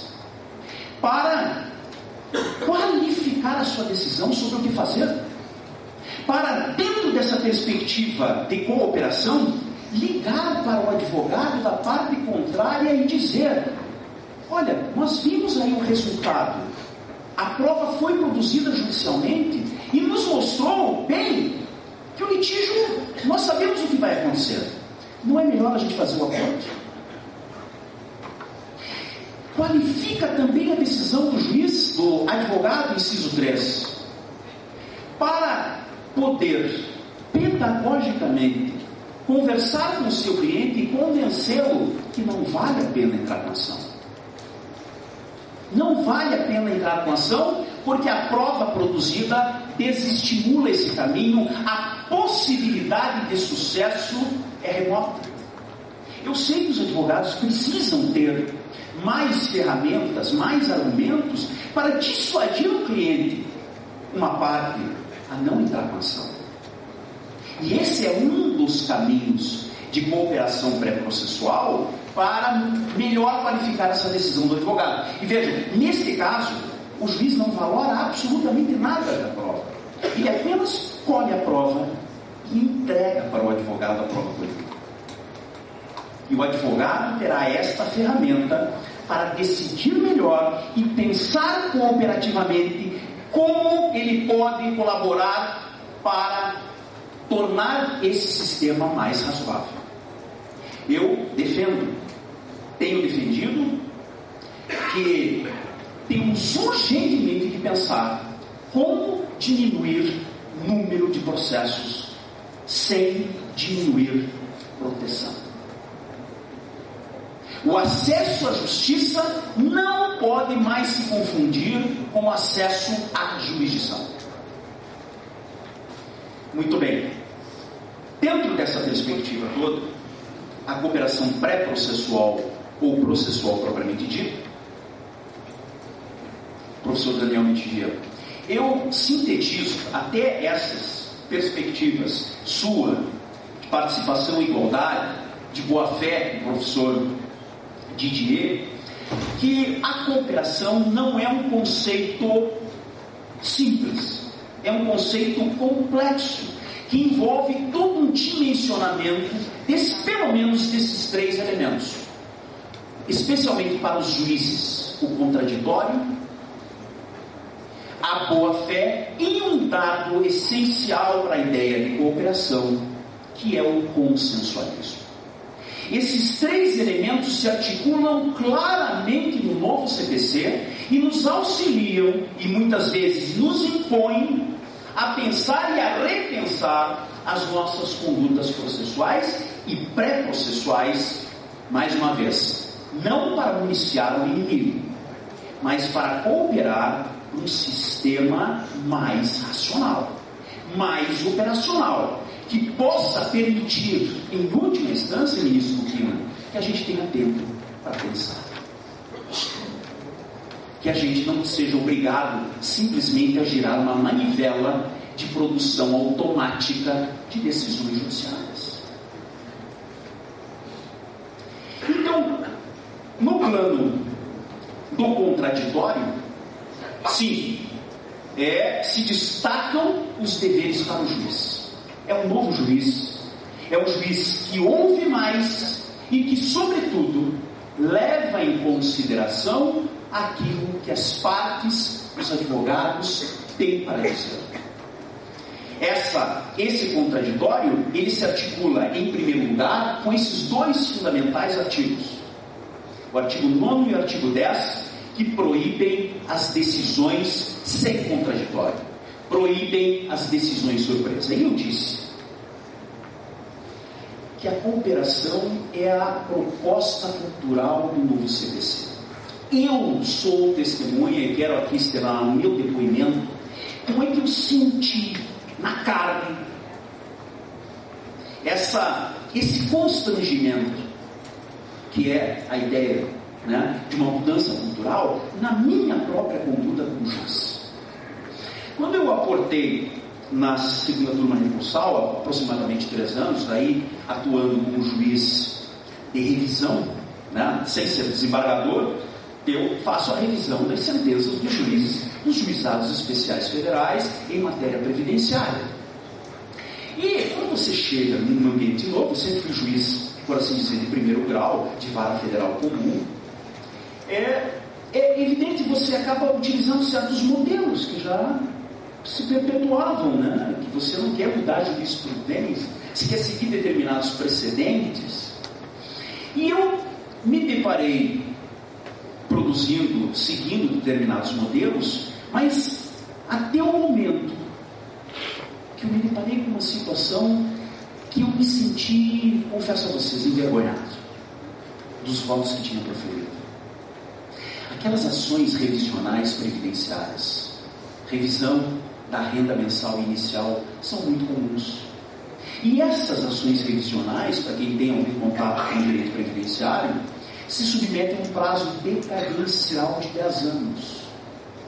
E a gente sempre ouviu dizer que decadência e prescrição, ou especialmente a decadência, pode ser conhecida de ofício pelo juiz. Mas, Daniel, eu não sei como é que se introjetou no discurso processual que conhecer uma matéria de ofício significa também decidir sem ouvir. Como é que a gente construiu, professor Egas? Construiu a ideia de que decidir de ofício, que significa, na verdade, poder decidir sem provocação das partes, também permite ao juiz decidir sem ouvir as partes. E foi com isso que eu me deparei, julgando um recurso em que a decadência muitas vezes sequer era suscitada pelo próprio INSS, e nós reconhecíamos na turma recursal a decadência de ofício, sem oportunizar que as partes se manifestassem. E nunca, em nenhum momento, nenhum advogado suscitou que isto violava a Constituição, o contraditório, ou que seria uma decisão surpresa. O que quero dizer? Que essa palavra, decisão surpresa, ela tem que começar cada vez mais circular no discurso, para nos constranger, para acontecer aquilo que exatamente aconteceu comigo. Eu me deparei com a violência que cometimos. Eu me senti constrangido de ter assinado votos reconhecendo decadência sem ouvir qualquer das partes. Hoje não fazemos mais. Eu mudei a minha conduta, mudei os meus votos e a minha maneira de decidir, porque eu fui constrangido, me senti envergonhado quando me deparei estudando o novo Código de Processo Civil com essa nova diretriz do Código, a função democrática e de participação que diz respeito ao contraditório. Mais do que isso, nós teríamos aí, eu vou passar diretamente para os temas, os embargos declaratórios hoje. Eu percebo que nós juízes temos uma resistência muito forte a eles, Mas os embargos declaratórios hoje podem funcionar com ter uma funcionalidade pedagógica, para justamente trazer aos juízes essa nova perspectiva do contraditório. Vejam, se for possível todos conseguirem ler o parágrafo único, a função pedagógica na cooperação dos embargos declaratórios é justamente mostrar ao juiz que as coisas mudaram. Nós não nos atualizamos ainda adequadamente, o código tem poucos meses. E, infelizmente, o constitucionalismo tem pouco tempo que está tramitando no nosso discurso jurídico. Mais do que isso, a cooperação envolve a boa-fé, e vejam, envolve a boa-fé para o juiz.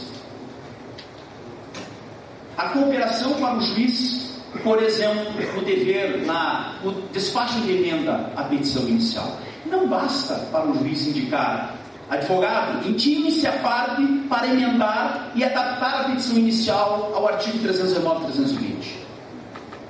É necessário ir além e dizer exatamente o que precisa ser corrigido. Isso é cooperar. E vejam, isso aqui é muito interessante. O Daniel, eu acredito que isso aqui deve ter saído da caneta do Daniel. Esse artigo, para mim, é o mais paradigmático em termos de cooperação. Ele está inserido na audiência especial de saneamento e organização do processo, que é o despacho saneador oral, por assim dizer, e que permite agora uma via de mão dupla.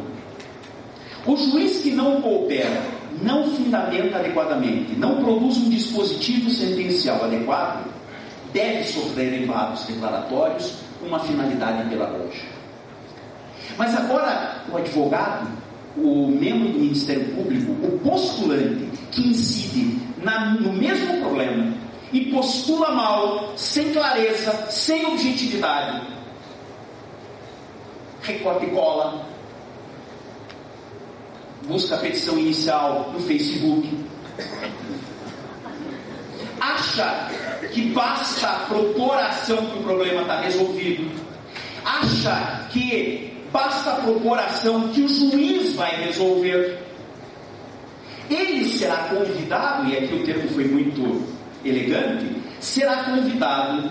Vejam, os verbos são exatamente os mesmos dos embargos declaratórios: integrar ou esclarecer as suas alegações. São embargos declaratórios judiciais. É um instrumento para o juiz controlar a cooperação para os advogados. E percebam, na fala do professor Daniel, ficou bem claro, a doutrina que trata do princípio da cooperação já foi quase que exaustiva em elencar os novos deveres do juiz decorrentes da cooperação. Falta-nos trabalhar com mais vigor os novos deveres das partes, dos advogados e dos membros do Ministério Público que decorrem da cooperação. Eu diria, dever de veracidade, de objetividade, de clareza, e o meu tempo praticamente já acabou, mas é absolutamente necessário escrever sobre os novos deveres das partes, dos postulantes, dos advogados, dos promotores de justiça, dos procuradores da República, neste novo ambiente cooperativo. Vejam, a cooperação e a boa-fé na execução, para mim, é um dos exemplos mais adequados da funcionalidade da cooperação. Dentre dessas previsões do novo código, coopera o advogado na execução e no cumprimento de sentença que tem consciência que atribuir o encargo de resolver a execução ao juiz, isto não é suficiente, não está certo. Vemos isso nas execuções fiscais. Coopera o advogado? Não o advogado que coopera não está municiando inimigo. O advogado que coopera com a prestação jurisdicional quando ajuda na pesquisa de bens, quando faz um protesto do título judicial, agora permitido por 517, quando requer a inserção do nome do devedor em cadastros restritivos de crédito. é uma atitude de colaboração com o sistema que vai ajudar a própria execução e o recebimento do crédito. Quando ele averba a certidão do 828 para prevenir a alegação de fraude à execução, e quero dizer, os advogados agora são estimulados a cooperar, porque o 827, parágrafo 2º, está lá no finalzinho, permite ao juiz, escutem esta, que majore, aumente a taxa de honorários advocatícios, se perceber a atitude francamente de cooperação do advogado no cumprimento de sentença e na execução. Isto é a ideia de cooperar. O que os advogados, junto com o juiz, junto com o Ministério Público, podem fazer para que a gente atinja este que é o escopo fundamental de qualquer processo? Uma prestação jurisdicional de qualidade, em tempo razoável, uma decisão de mérito justa e efetiva. Me permitam um último exemplo.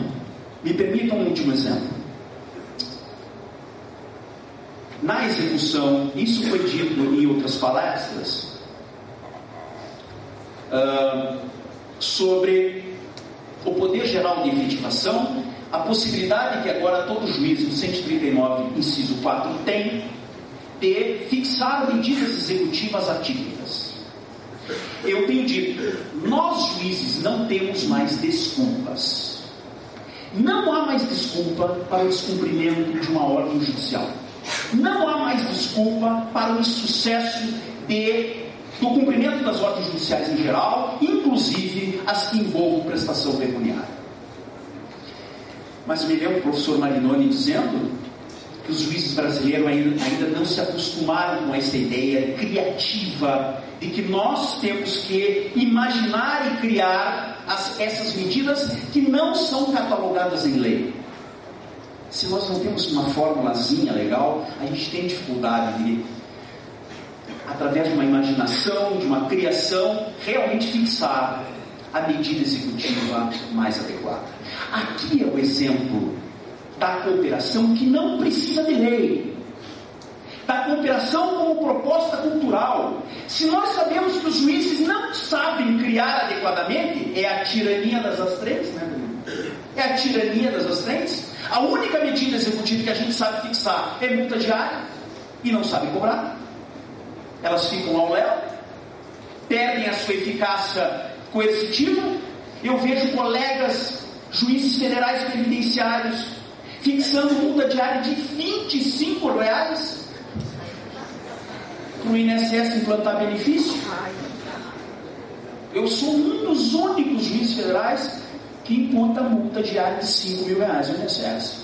E a minha taxa de descumprimento de ordens judiciais é 0. As minhas ordens emanadas da segunda turma não são descumpridas. R$5 mil por dia, sim. Mas eu quero dizer, os juízes precisam criar outras medidas para além das astrantes. E aqui ele precisa que os advogados e os membros do Ministério Público ajudem, colaborem, proponham as medidas executivas mais adequadas à luz das características do caso concreto. Esse é o tema da minha dissertação de mestrado com o professor Sérgio Reinhardt. Então a cooperação, e aí encerro, exigirá de nós, veja essa, professor Daniel, toda uma maneira diferente de falar, de explicar e de discursar sobre cooperação. Nós precisamos trabalhar uma pedagogia da cooperação. Juízes explicando melhor para advogados, advogados explicando melhor para seus clientes, explicando que as coisas estão mudando. As coisas já estão mudando. Temos novas leis, temos um novo Código de Processo Civil que nos impõe novos deveres, novos limites éticos, e que agora todos nós devemos criativamente, com paciência, numa didática da cooperação, petições iniciais mais explicativas, decisões judiciais explicando o funcionamento desse novo código, que vai desembocar uma nova estética, que o professor Ney estava dizendo, petições iniciais diferentes, contestações diferentes, recursos diferentes, decisões diferentes, sustentações orais diferentes, né? Sim, temos que ter essa ideia de que as coisas estão mudando e temos que permitir novas palavras, um novo vocabulário que constranja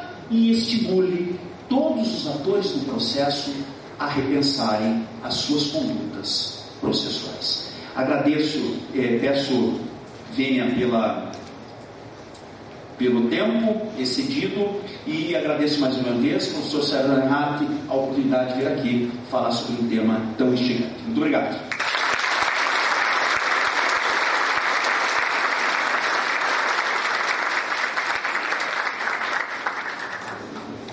Convidamos para o uso da palavra o professor William Soares Pugliese. Professor advogado, professor substituto de Direito Constitucional e Teoria do Estado do curso de Direito da Universidade Federal do Paraná, professor da Escola Superior de Advocacia da UFPR Paraná, doutor e mestre pela UFPR, coordenador da pós-graduação em Direito Processual Civil da Academia Brasileira de Direito Constitucional, ABPConst. Por gentileza, professor.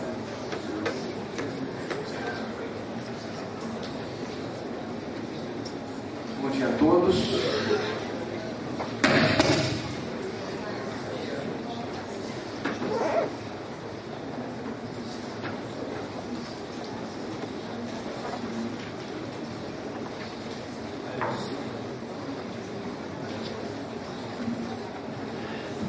Senhores, mais uma vez, bom dia a todos. Para não termos problema com o microfone, volto aqui à mesa para iniciarmos a última fala do painel.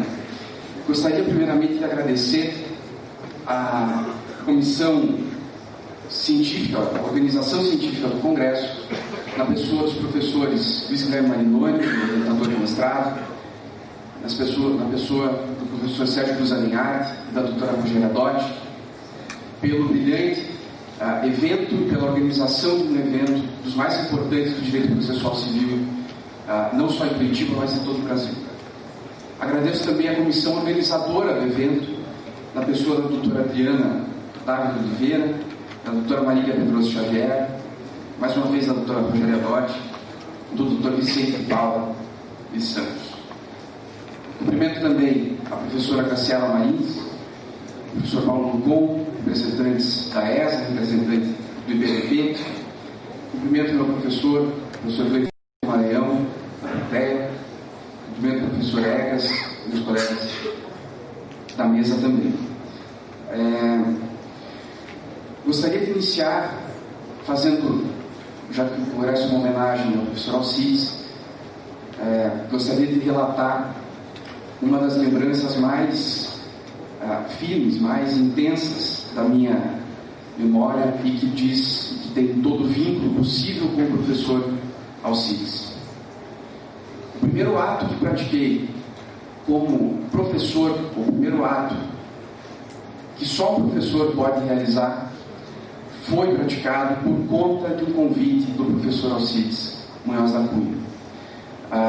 Logo após ter me formado, já cursava o mestrado na Universidade Federal do Paraná, fui convidado pelo professor Alcides para compor uma banca de avaliação de monografia na Universidade Federal do Paraná.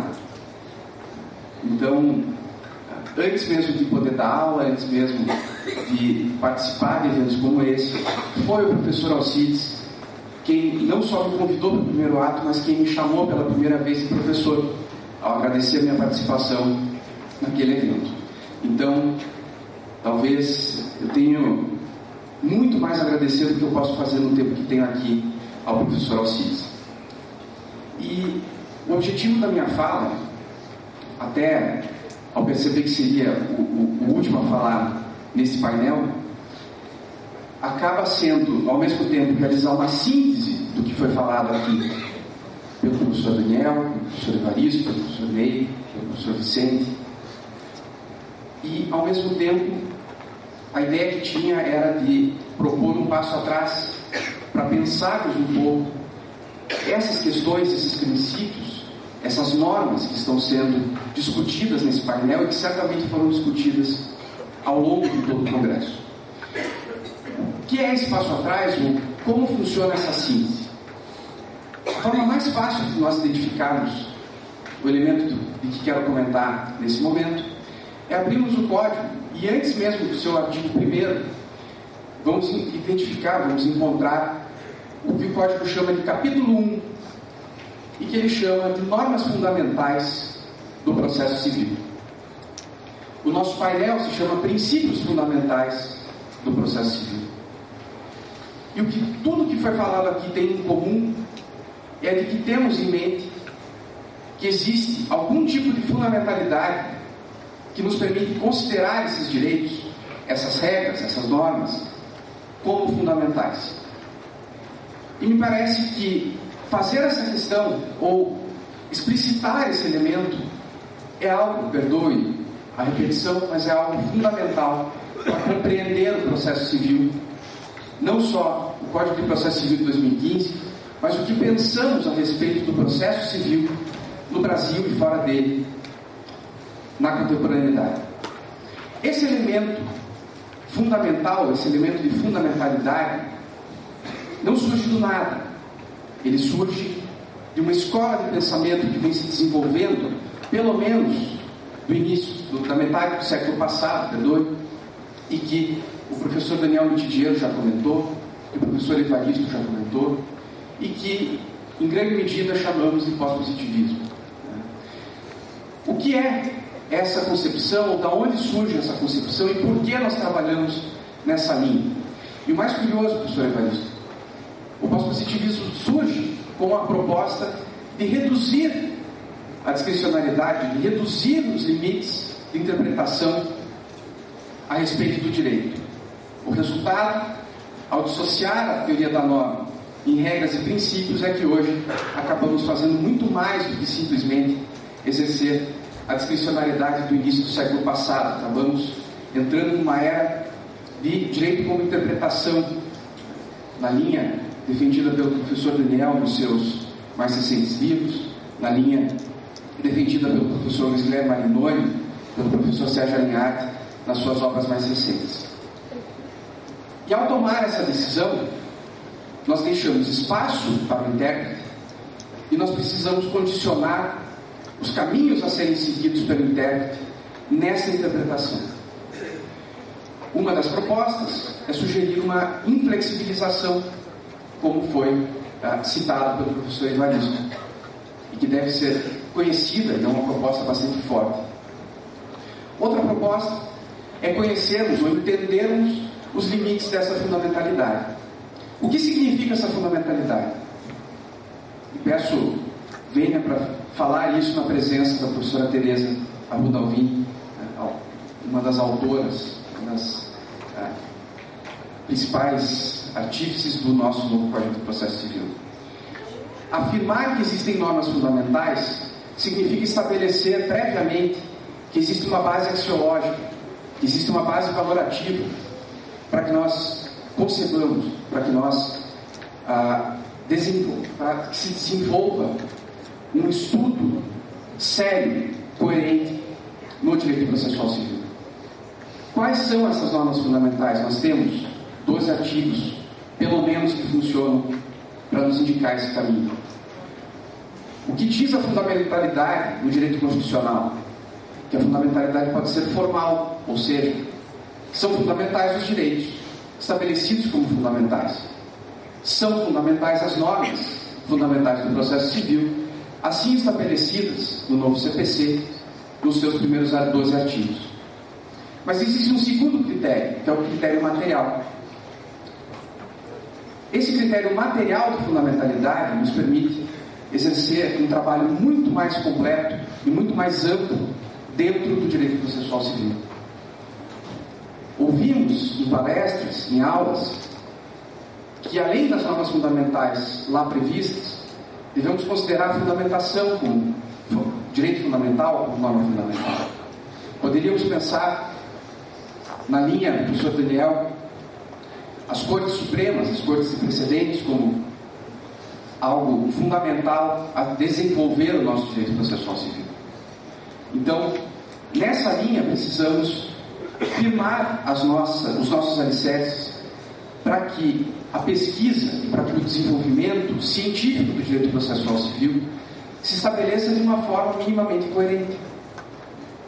Ao dizer que existem normas fundamentais, o Código está nos dando o caminho, está nos dando a pista de como interpretar o restante do Código, como interpretar os artigos citados pelo professor Vicente, por que vincular a cooperação a esses dispositivos, por que vincular a celeridade a uma revisão dos recursos, por que vincular a celeridade ao artigo 12º do Código, que sugere a edição de uma lista de antiguidade dos processos para que sejam julgados.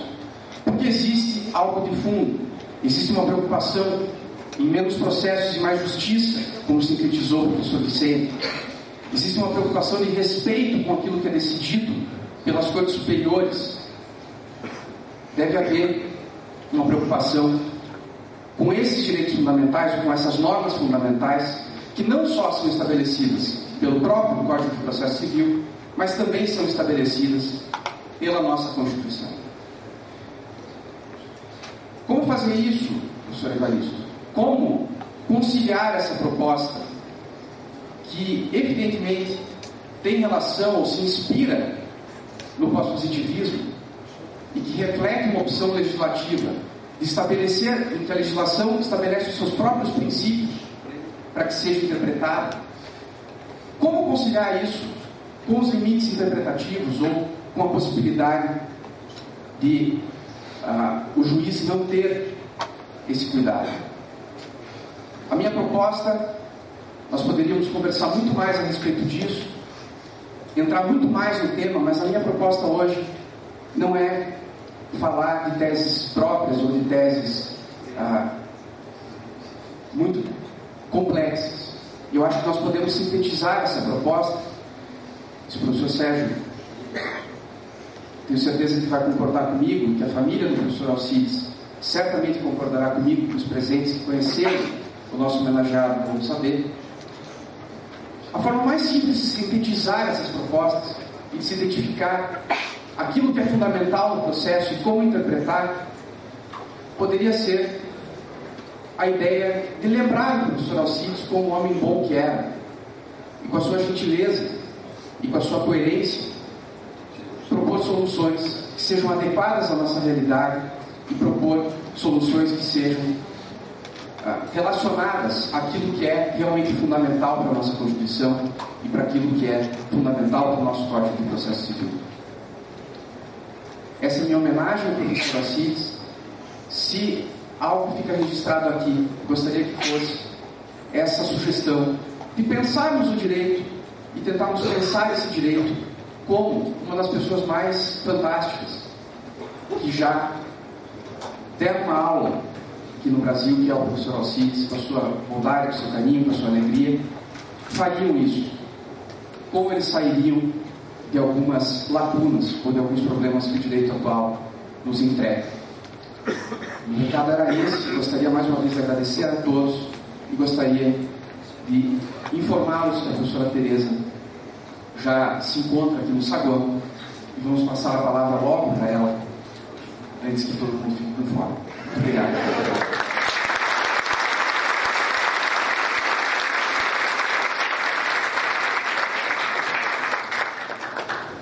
Agradecemos pela exposição dos palestrantes e convido para a entrega dos certificados a doutora Rogéria Dotti e a doutora Adriana Dávila Oliveira.